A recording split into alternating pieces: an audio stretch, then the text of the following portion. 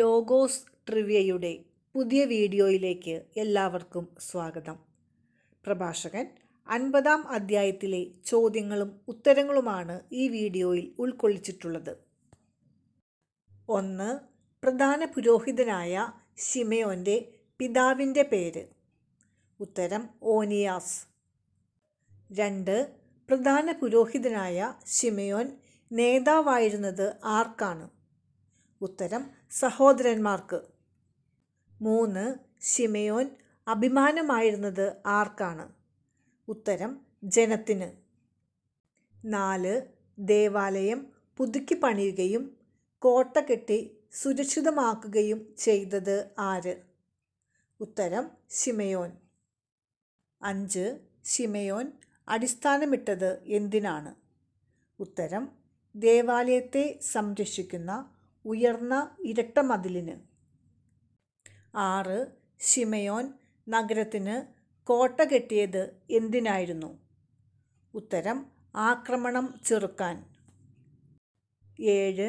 ശിമെയോൻ ജനത്തെ രക്ഷിച്ചത് എന്തിൽ നിന്നാണ്? ഉത്തരം നാശത്തിൽ നിന്ന്. 8. ശിമെയോൻ മേഘങ്ങൾക്കിടയിൽ എന്തുപോലെ പ്രശോഭിച്ചു എന്നാണ് പ്രഭാഷകൻ പറയുന്നത്? ഉത്തരം പ്രഭാത താരം പോലെ. 9. ശിമെയോൻ ഉത്സവവേളയിൽ എന്തുപോലെയാണ് പ്രശോഭിച്ചത്? ഉത്തരം പൂർണ്ണചന്ദ്രനെ പോലെ. 10. അത്യുന്നതൻ്റെ ആലയത്തിന് മുകളിൽ പ്രശോഭിക്കുന്നത് എന്ത്? ഉത്തരം സൂര്യൻ. 11. നീർച്ചാലിനരികെ നിൽക്കുന്ന എന്തുപോലെ ശിമെയോൻ പ്രശോഭിച്ചു എന്നാണ് പ്രഭാഷകൻ പറയുന്നത്? ഉത്തരം ലില്ലി പോലെ. 12. ധൂപകലശത്തിൽ പുകയുന്ന എന്തുപോലെ ശിമെയോൻ പ്രശോഭിച്ചു എന്നാണ് പ്രഭാഷകൻ പറയുന്നത്? ഉത്തരം സുഗന്ധദ്രവ്യം പോലെ. 13. ബലിപീഠത്തിലെ അഗ്നിക്കരികെ നിന്ന് ആരുടെ കയ്യിൽ നിന്നാണ് ശിമെയോൻ ഓഹരികൾ സ്വീകരിച്ചത്? ഉത്തരം പുരോഹിതന്മാരുടെ. 14. പുരോഹിതനായ ശിമെയോനെ പൂമാല പോലെ ചുറ്റി നിന്നത് ആരാണ്? ഉത്തരം സഹോദരന്മാർ. 15. അഹറോൻ്റെ പുത്രന്മാർ സർവ വിഭൂഷകളോടും കൂടെ കർത്താവിനുള്ള കാഴ്ചകൾ കരങ്ങളിലേന്തി നിന്നത് ആരുടെ മുമ്പിലാണ്? ഉത്തരം ഇസ്രായേൽ സമൂഹത്തിൻ്റെ. 16. ബലിപീഠത്തിലെ ശുശ്രൂഷകൾ പൂർത്തിയാക്കി അത്യുന്നതന് കാഴ്ചകൾ ഒരുക്കിയതാരെന്നാണ് പ്രഭാഷകൻ പറയുന്നത്? ഉത്തരം പുരോഹിതനായ ശിമെയോൻ. 17. പാനപാത്രത്തിൽ മുന്തിരിച്ചാറെടുത്ത ശിമെയോൻ നൈവേദ്യവും സർവാധിരാജനായ അത്യുന്നതന് പ്രീതികരമായ പരിമളവുമായി അത് ഒഴുക്കിയത് എവിടെയാണ്? ഉത്തരം ബലിപീഠത്തിന് ചുവട്ടിൽ. 18. ലോഹനിർമ്മിതമായ കാഹളം ഊതിയത് ആരാണ്? ഉത്തരം അഹറോൻ്റെ പുത്രന്മാർ. 19. ആർത്തു വിളിക്കുകയും കാഹളമൂതി ഉച്ചഘോഷം മുഴക്കുകയും ചെയ്തതാരെന്നാണ് പ്രഭാഷകൻ വ്യക്തമാക്കുന്നത്? ഉത്തരം അഹറോൻ്റെ പുത്രന്മാർ. 20. അഹറോൻ്റെ പുത്രന്മാർ കാഹളമൂതി ഉച്ചഘോഷം മുഴക്കിയ ഉടനെ സർവശക്തനായ കർത്താവിനെ ആരാധിക്കുന്നതിന് സാഷ്ടാംഗം വീണത് ആര്? ഉത്തരം ജനം. 21. അഹറോൻ്റെ പുത്രന്മാർ ഉച്ചഘോഷം മുഴക്കുകയും ജനം സർവശക്തനായ കർത്താവിനെ ആരാധിക്കുന്നതിന് സാഷ്ടാംഗം വീഴുകയും ചെയ്ത അവസരത്തിൽ ശ്രുതിമധുരമായി സ്തുതിച്ചു പാടിയത് ആര്? ഉത്തരം ഗായകർ. 22. കർത്താവിൻ്റെ ആരാധന ക്രമപ്രകാരം പൂർത്തിയാക്കുന്നതുവരെ കാരുണ്യവാനും അത്യുന്നതനുമായ കർത്താവിൻ്റെ മുമ്പിൽ പ്രാർത്ഥിച്ചത് ആര്? ഉത്തരം ജനം. 23. ബലിപീഠത്തിലെ ശുശ്രൂഷകൾ പൂർത്തിയാക്കിയ ശേഷം ജനം വീണ്ടും കുമ്പിട്ടത് എന്തിനായിരുന്നു? ഉത്തരം അത്യുന്നതൻ്റെ ആശീർവാദം സ്വീകരിക്കാൻ. 24.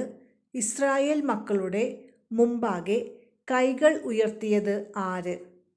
ഉത്തരം ശിമെയോൻ. 25. പ്രഭാഷകൻ 50:22 വാഴ്ത്തുക എന്ന് പറയുന്നത് ആരെയാണ്? ഉത്തരം എല്ലായിടത്തും വൻ കാര്യങ്ങൾ ചെയ്യുന്ന സകലത്തിൻ്റെയും ദൈവത്തെ. 26. ജനനം മുതൽ നമ്മെ ഉയർത്തി കാരുണ്യപൂർവം വർത്തിക്കുന്ന സകലത്തിൻ്റെയും ദൈവം നമുക്ക് നൽകുന്നതായി പ്രഭാഷകൻ പറയുന്നത് എന്ത്? ഉത്തരം ഹൃദയാഹ്ലാദം. 27. ഏത് ജനതകൾ നിമിത്തമാണ് പ്രഭാഷകൻ ക്ലേശിക്കുന്നത്? ഉത്തരം സെയിർ മലയിൽ വസിക്കുന്നവരും ഫിലിസ്ത്യരും നിമിത്തം. 28. ജനതയെയല്ല എന്ന് പ്രഭാഷകൻ അഭിപ്രായപ്പെടുന്നത് ആരെപ്പറ്റിയാണ്? ഉത്തരം ശെഖമിലെ മൂഢ ജനതയെപ്പറ്റി. 29. വിജ്ഞാനത്തിൻ്റെയും എന്തിൻ്റെയും ഉപദേശങ്ങൾ ഈ ഗ്രന്ഥത്തിൽ ഞാൻ എഴുതിയിട്ടുണ്ട് എന്നാണ് പ്രഭാഷകൻ പറയുന്നത്?